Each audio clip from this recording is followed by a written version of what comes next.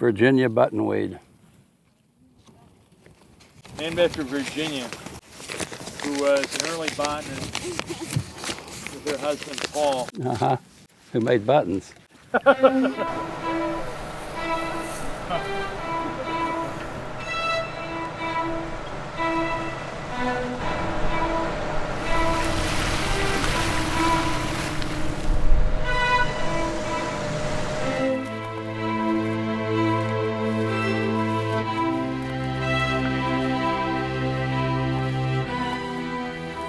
Well, I got into wildflowers when Dr. Carlisle Lure's book came out in 1972 on the native orchids of Florida, and so I just became this possessed botanist running around trying to find these 102 orchids that were in Florida. And I kept walking through these fields of other wildflowers wondering what they were too, and it sort of migrated from there. I had a good mother that just let me run free in the woods, and I didn't really care much about knowing the names of things back then so much, but as I got out of the Army and started working in the Parks Department and trying to track down Florida's native orchids, the purpose of knowing what I was looking at became a little bit more intense.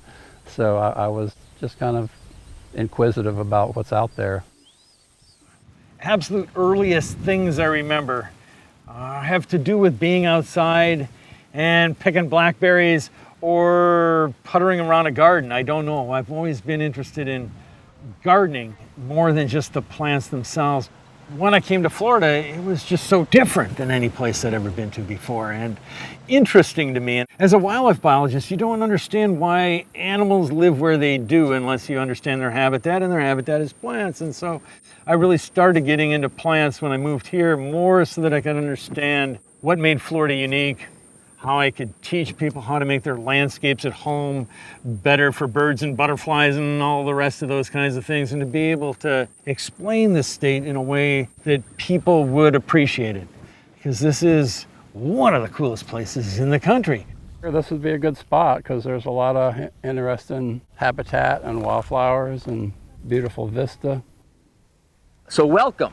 I hope you enjoyed the view on the way here. It's a really unique Florida view. The state acquired this property specifically for this dry prairie landscape. So this is an ecosystem that's found only in Florida. So we are one of the most diverse plant ecosystems in North America. And the reason why it's called dry prairie, I like to joke around and say that when it's not wet, it's dry. But for 2 to 4 or more months of the year, this is an inundated ecosystem. The water table's out of the ground. There's actually sheet flow. We are the headwaters of the Everglades. You are in a unique system because we really are walking in Florida's real grassland. When you're standing here, you realize that most of these grasses are the same things that grow in the Tallgrass Prairie National Park in Nebraska. This is a beautiful time to be here. In the spring would be a totally different time, would still be beautiful, but with the fire regime, we got things that are a little late because they were burned a little later than normal. So that's going to change some of the blooming season. This one has a good common name. It's Helianthus angustifolius. And Helianthus literally means sunflower in Greek, and angustifolius is referring to these narrow leaves. You can see the disc flowers here in the center disc. And then these are ray petals or ray flowers. So that's a composite of a whole lot of flowers put together to make a sunflower. And the whole beauty of all this is just seeing these little ecotonal differences. We're slightly higher and all of a sudden we've got all these things growing. Just that 1 inch, half an inch changes everything. You notice this blazing star when Roger talked about near endemics. It's only found in the bottom 3rd counties of Florida, our only semi-tropical blazing star. All the blazing stars start opening at the top and work their way down for some odd reason. So these are the new flowers up here, and these are unopened buds down here. You know this plant? This is that Carphephorus paniculata. I think paniculata, I'm not sure. I think it might be. Oh, it is. See the little tiny bug on the top? It hardly gets any prettier than right through here. And of course, we've been walking through the woods. Everybody knows that, right? All this oak. If you're not familiar with this dwarf live oak, I mean, this has been burned back, but 90%, I don't know the exact number, don't hold me to it, is underneath the ground. You know, his main biomass is below ground, so it resprouts quickly. You'll notice there's a lot of little carnivorous plants in here. There's a lot of sundews we can see when we start walking around. We're in those kind of soils where it's wet, difficult to get all your nutrients. It helps to supplement it by eating some red meat once in a while. What is this plant with the white button top? Giant hat pins is the common name. Yeah, it's kind of different when you know plants very well and know the names of things, whether it's common name or botanical names, and it gives you a different feeling when you're walking around out in the woods, it's almost like seeing old friends. Fire of just knowing what's out there is, maybe it just comes from being a native Floridian and caring about the wild Florida is probably it more than anything. I want them to experience the prairie and come away with a sense of how magical and amazing this place is, because there is no place like this anywhere else, anywhere close to here, and certainly not in Florida. And what I want them to do is come back again, because we've peaked in excitement and interest level in there. They're going to want to come back and explore this on their own and relearn the names that they're going to forget.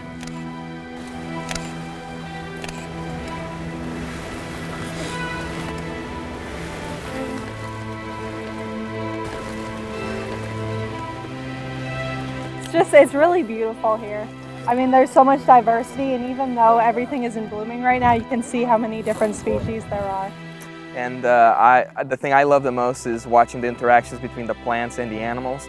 Grass as high as an elephant's eye. There's also the saw palmetto. But they'll say, oh, saw palmetto, that big thing we have in our backyard. No, actually as low as, lower than your knee. And how it's important to preserve it, because, it's almost all gone. And of these kind of ecosystems, we wouldn't see the diversity of birds and other species that we like to see so much. The more I teach botany, the more I come to appreciate how fascinating they are, because they can't move.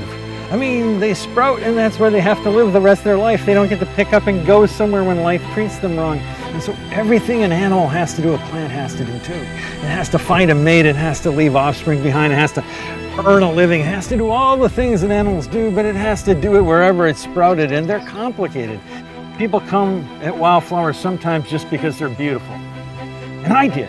And I think wildflowers are beautiful, and I appreciate them for that. But I think what really draws me to plants more than that is the fact that under that superficial beauty, there is this complexity that you just don't really see, but you have to appreciate once you understand it and really look deeper. And I like puzzles where you have to look below the surface a little bit. And plants do that, I think, even more than animals. There's a young couple that just started gardening recently, and she was looking to cook supper, and she said, "Where are the carrots?" And her husband says, "I planted them." And she was like going, "They're already carrots." I don't know what he was expecting. Oh, that's funny. He thought she brought them home to plant, so he went out and planted the carrots.